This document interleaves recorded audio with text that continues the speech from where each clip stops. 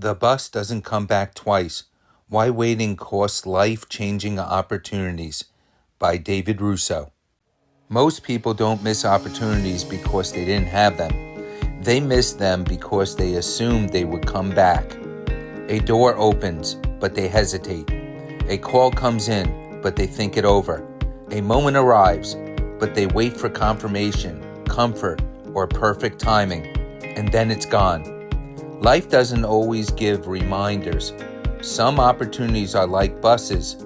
They don't circle the block again just because you weren't ready to get on. Introduction. This book is about timing, awareness, and action, not in theory, but in real life, where decisions are made quickly and consequences last longer than hesitation. People often believe success is about intelligence, talent, or luck, but a quieter truth runs underneath all of it. Success is often about recognizing the moment when it arrives and acting before it disappears. You won't always get a second chance, not because life is unfair, but because life is moving. This is not a book about fear. It is a book about urgency with clarity, learning how to move when it matters, not after it's too late. Chapter 1. The myth of the second chance. Most people grow up believing that life is generous with repetition. We assume that if something matters, it will come back again in a slightly improved form. This belief quietly reduces urgency in decision-making, making hesitation feel safe rather than costly. The truth is that many opportunities are not designed to repeat. They appear once, under specific conditions, tied to timing, context, and readiness that may never align again. When people treat them as reusable, they unconsciously lower their attention when it matters most. This myth is reinforced by everyday experiences where second chances do exist. Retakes in school, reapplications, rescheduled meetings. But these structured environments create an illusion that life at large works the same way. It doesn't. Outside controlled systems, opportunities are often fragile and time-bound. A conversation, a connection, a business opening, or a personal invitation can close permanently without warning. The moment passes not because it was unimportant, but because it was unseized. Understanding this myth is the first step in shifting behavior. Once you stop assuming repetition, you start treating each meaningful moment as finite, and your attention naturally sharpens. Chapter 2. The moment has an expiration date. Every opportunity carries an invisible clock.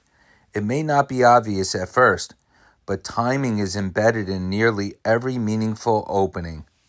What is available today may be unavailable tomorrow, not because the opportunity changes, but because the conditions around it do.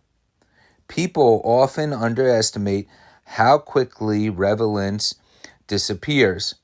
A job posting gets filled. A contract becomes unavailable. A market shifts, or a person simply moves on emotionally or professionally. The window is rarely wide, even when it feels open. The challenge is that expiration is not always announced. There is no warning label that says, act now or lose this forever. Instead, there is only momentum, and once momentum passes a threshold, it becomes difficult or impossible to recover. This is why timing often outweighs preparation. A well-prepared person who arrives late is still late. Meanwhile, someone less prepared but timely may benefit from the opportunity simply because they showed up when it mattered. Recognizing expiration changes behavior. It shifts decision making from, is this perfect, to, is this still available? That single shift can determine whether a moment becomes a turning point or a missed chance. Chapter 3. hesitation is a decision. Hesitation feels passive, but it is not neutral. When you hesitate, you are not pausing life. You are allowing it to move forward without you. Every moment of delay is an active surrender of momentum. People often mistake hesitation for careful thinking. While reflection has value, there is a point where thinking becomes avoidance disguised as strategy. The longer the delay, the more likely fear or uncertainty is influencing the outcome. Momentum is one of the most fragile forces in opportunity. Once it is lost, it rarely returns in the same form. A conversation cools, interest fades, or someone else steps forward and takes the place that was briefly open to you. What makes hesitation powerful is its invisibility. It does not announce itself as a choice. Instead, it feels like, I'm just not ready yet, which makes it easy to justify in the moment. But life records hesitation as action taken in reverse. It reflects a decision to let things pass. And over time, these small non-decisions accumulate into a pattern of missed openings that could have changed direction entirely. Chapter 4. Comfort is the silent thief. Comfort rarely arrives with warning signs. It does not feel dangerous or disruptive. Instead, it feels familiar, predictable, and safe, qualities that make it appealing even when it slowly reduces growth. The problem is that comfort and progress rarely coexist for long. When things feel too comfortable, urgency fades. When urgency fades, action slows. And when action slows, opportunities begin to pass unnoticed. People often confuse comfort with stability, but stability supports movement, while comfort can replace it entirely. You may feel secure while gradually drifting away from the very opportunities you once wanted. Comfort also justifies delay. It encourages phrases like, I'll do it later, or now is not the right time, which sound reasonable but often mask reluctance to step into uncertainty. Recognizing comfort as a thief does not mean rejecting peace or balance. It means being aware of when ease is replacing engagement. Because what feels safe in the moment can quietly cost momentum that is difficult to rebuild later. Chapter 5. The Cost of Later. Later is one of the most dangerous forms of delay because it feels harmless. It does not reject opportunity. It simply postpones it, which makes it easier to justify in the moment. The problem with later is that it assumes conditions will remain stable. It assumes you will feel the same, the opportunity will remain open, and the timing will still align. In reality, none of these assumptions are reliable. Many life-changing moments are lost not through rejection, but through deferral. A message unanswered, a meeting postponed, a decision delayed. Each small act of delay quietly shifts the outcome until the opportunity no longer exists. Later also weakens emotional commitment. The longer something is postponed, the less real it feels. What once felt urgent becomes abstract, and eventually it disappears from priority altogether. The hidden cost of later is not just missed opportunity, but altered identity. Over time, repeated delay trains a person to trust hesitation more than action, which reshapes how they respond to future moments of possibility.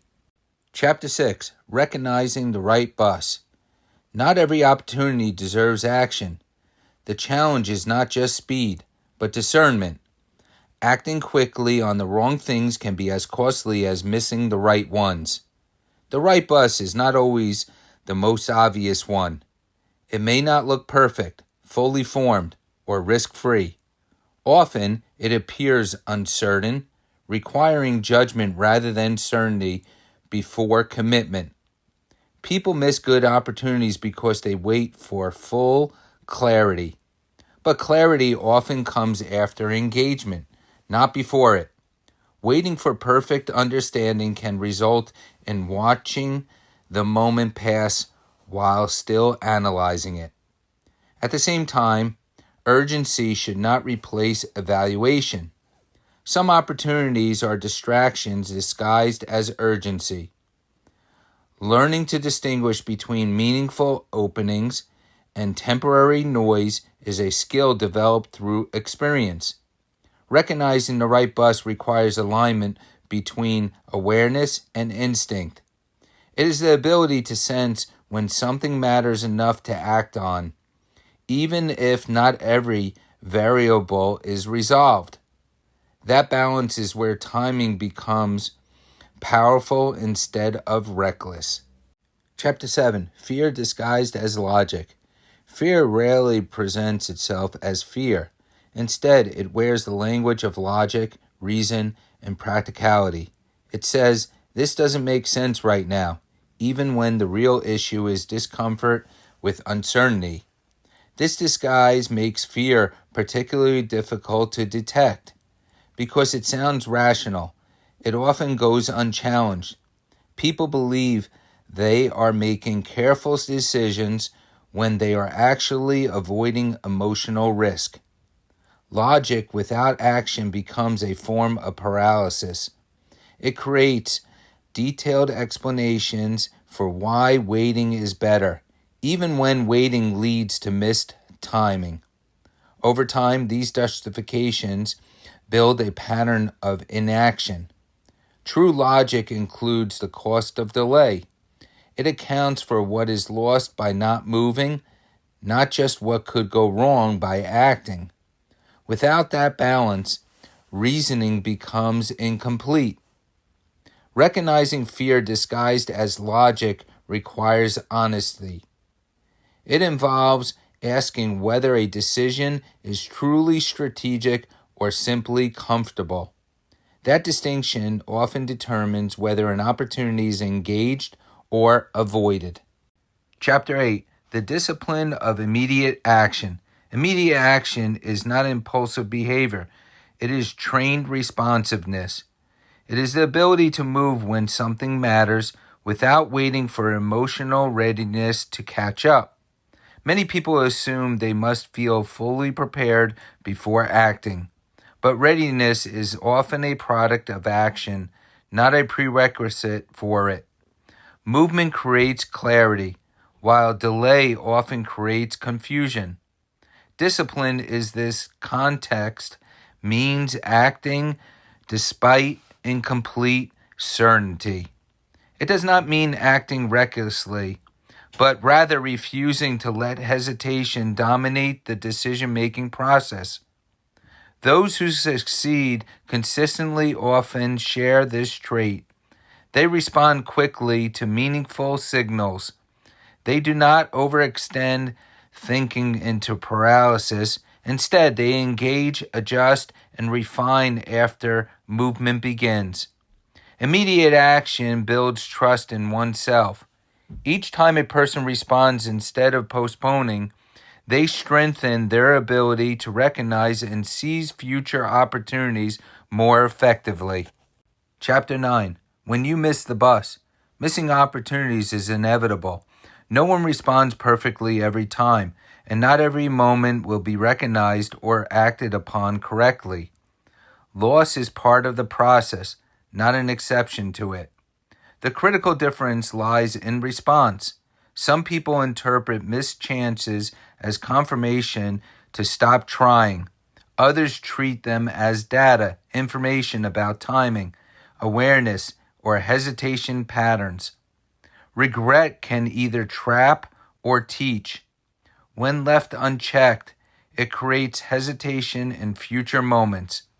But when analyzed honestly, it becomes a tool for improving future responsiveness. It is also important to recognize that not all missed buses are permanent losses. Sometimes similar opportunities reappear in different forms, though never identical. The conditions change, and so does your readiness. The goal is not perfection in timing. The goal is resilience after misalignment, maintaining movement even after missing what once seemed critical. Chapter 9.5. There's always another bus, but not always the same one. People often soften regret by telling themselves there will always be another chance. It's a comforting idea, and sometimes it's true in a broad sense. Life continues, doors open again, and new opportunities do appear.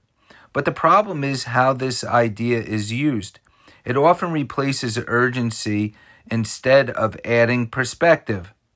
There is always another bus in life, but that does not mean it is the same bus, going to the same place at the same time with the same conditions. What returns is not the original opportunity. It is a new version of reality that has moved on without you. The route may be similar, but the timing is never identical. Many people misunderstand this distinction. They assume repetition means equivalence. If something similar shows up later, they believe nothing was lost. But timing changes context, and context changes outcome. The same opportunity delayed is no longer the same opportunity at all.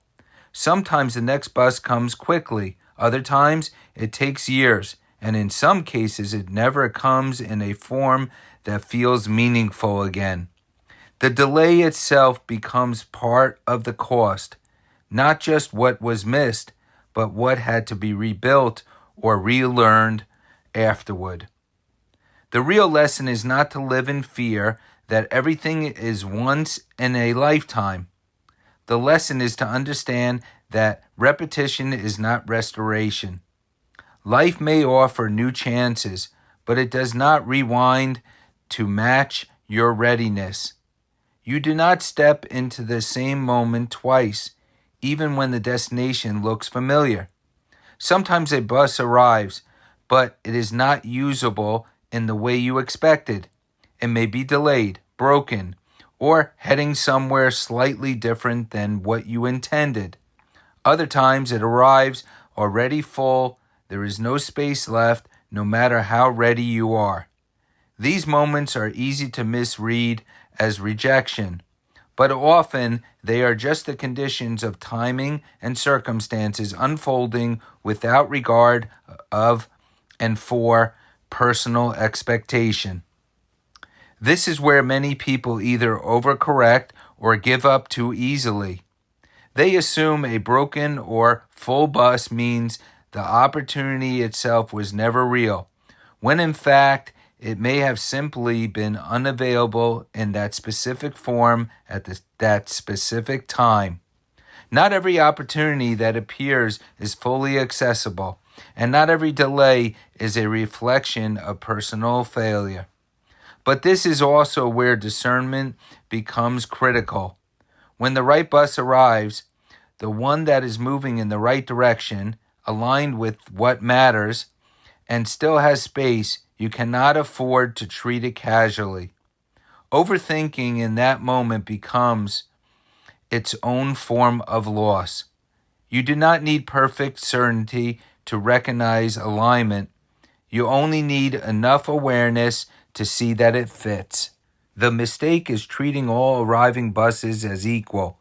Some are temporary, some are misaligned, and some are already beyond reach. But occasionally, one arrives that matches timing, direction, and capacity at the same moment. That is the one that matters, not because it is perfect, but because it is present and usable. So when that bus comes, you take it, not out of fear and not out of impulse, but out of recognition. Because opportunities do not wait to be fully analyzed before they move again. And in the end, timing does not reward hesitation. It rewards response. Chapter 10. Training yourself to move faster. Responsiveness is not fixed. It is trained. Like any skill, it improves through repetition, awareness, and deliberate practice in small decisions before large ones arise. Daily life provides constant opportunities to build this skill. Responding faster to messages, making quicker small decisions, and reducing unnecessary delay all strengthen your ability to act under pressure. The key is not speed alone, but reduced friction. When hesitation becomes the default, even small decisions feel heavy. Training yourself to move quickly lowers that resistance over time. Over time, this creates a shift in identity. You stop being someone who waits for certainty and become someone who moves while uncertainty is still present. That shift changes outcomes more than talent alone. The goal is not constant urgency, but reliable readiness. When the important moment arrives, you do not debate whether to move. You already know how to respond. Conclusion: life does not slow down to match personal readiness. It continues forward regardless of hesitation, preparation, or uncertainty. The world rewards awareness that matches its pace. Some opportunities will return in altered forms, but many will not. Even when something similar appears again, the timing, context, and emotional conditions will never be identical. The aim is not to live in constant pressure or reactive urgency. It is to develop clarity, knowing what matters when it appears, and the courage to act before it dissolves. Action does not require perfect certainty. It requires recognition, willingness, and movement at the right moment. Those who develop this rhythm are not necessarily faster in life, but more aligned with its timing.